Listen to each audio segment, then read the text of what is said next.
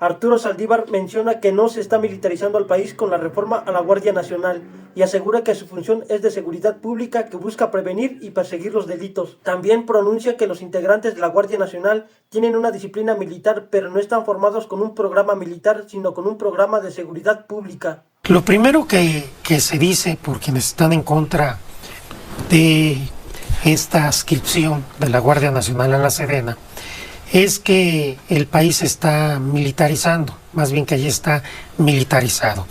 Y hay que tener cuidado con los términos porque cuando usamos los conceptos de manera ligera, pues les damos un contenido que no es el que técnicamente tienen y sí puede generar confusión y también falta de objetividad sobre lo que estamos hablando.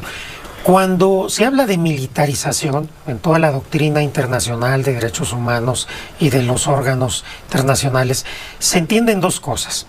O que las Fuerzas Armadas, los militares, estén a cargo de los órganos de poder de un Estado, prácticamente tengan la titularidad del Ejecutivo, dominen el Congreso, que esto pues sucedió en las dictaduras latinoamericanas militares de manera muy clara. Y otra es que se utilice a las Fuerzas Armadas para reprimir al pueblo. Y esto ha sucedido en ciertos momentos en donde también muy claramente en Latinoamérica se ha utilizado al ejército para reprimir a la población por cuestiones sociales, cuando hay revueltas o movimientos sociales. Pero no es un concepto técnico de militarización que se diga, se está militarizando el país porque se usa al ejército o a la armada en actividades que no son militares, como por ejemplo construir aeropuertos o trenes o alguna de las actividades que se le han dado en ese sexenio. Eso no está censurado por ninguna parte de la doctrina en organismos internacionales. Se puede estar de acuerdo o no, pero ahí no hay una militarización, hay una decisión política y administrativa que por razones de eficiencia o económicas y a veces hasta de seguridad se opta porque las Fuerzas Armadas desarrollen esa cuestión. Entonces, la situación de que veamos, digamos, en el país que el Ejército o la Marina están realizando actividades que antes no realizaban, técnicamente no es militarización.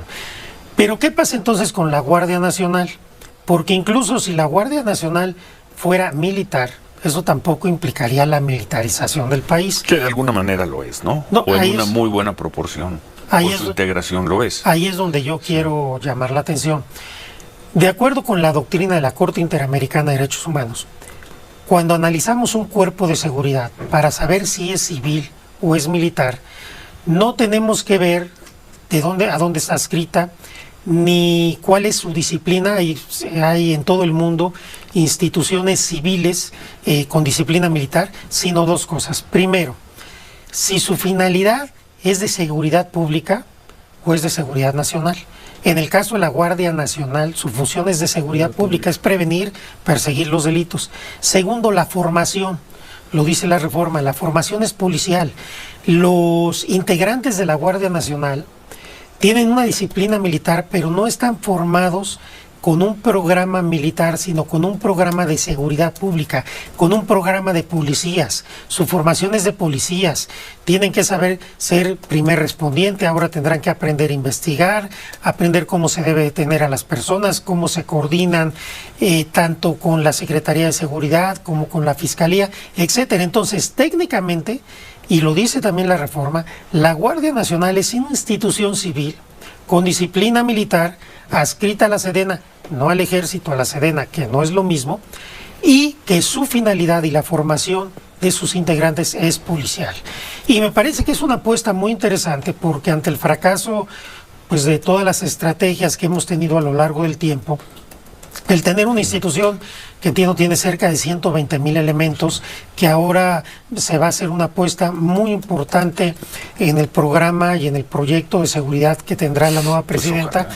Creo que la Guardia Nacional sí puede implicar un parteaguas en la historia de la seguridad y de la lucha contra el crimen organizado en nuestro país, que puede empezar a hacer una diferencia importante.